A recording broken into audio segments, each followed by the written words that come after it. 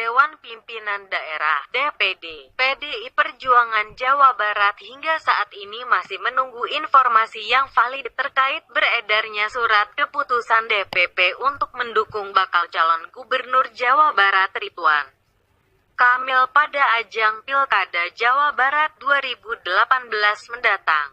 Kita belum tahu validitasnya secara formal dan informal.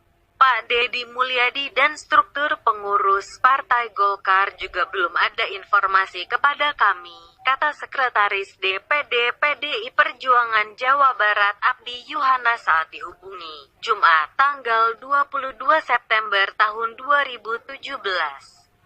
Abdi mengatakan, PDI Perjuangan menghargai segala keputusan Partai Golkar termasuk jika ingin mengusung Ridwan Kamil sebagai bakal calon Gubernur Jawa Barat. Karena PDI Perjuangan punya skenario di Pilgub Jabar dan tidak akan terpengaruh dengan manuver partai apapun, ujarnya, dengan langkah konsolidasi yang dilakukan internal partai.